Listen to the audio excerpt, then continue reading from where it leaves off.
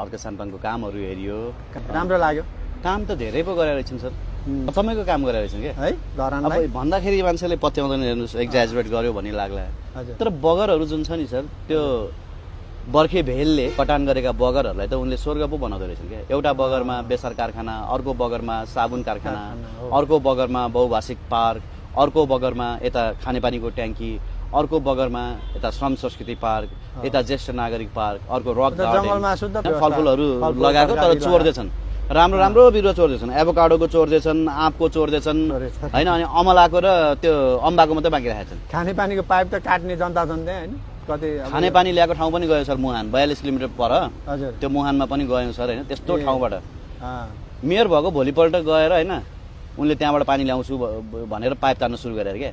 भनेपछि मेयर बन्नुभन्दा अगाडि नै उनले म बने भने यस्तो गर्छु भनेर भिजन प्लानिङ सब बनाएको रहेछन् होइन।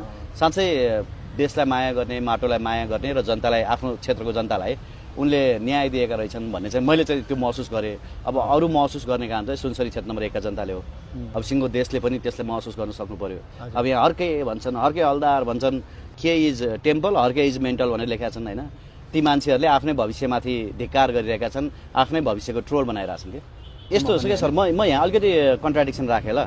मान्छेले के भने चिल्लो बोल्नेहरू राष्ट्रवादी, मिठो बोल्नेहरू राष्ट्रवादी भनियो, जहिले पनि ढाका टोपी अनि दौरा सुरुवाल लाउनेले नै देश बेचे। त्यो पनि हो। ढाका टोपी र दौरा सुरुवाल लाउने ठाउँमा नपुग्नेले देश आजसम्म कहिले पनि बेचेन। चिल्लो नबोल्नेले आजसम्म देश कहिले पनि बेचेन। म त्यो मदन भण्डारी राजमार्गको यात्रा गर्दै गर्दाखेरि मैले के देखेँ भने रतुवामा पनि खोलाको बगर त्यस्तै छ, कटानको बगरहरू, चिस्याङ खोलाको पनि कटानका बगरहरू त्यस्तै छ।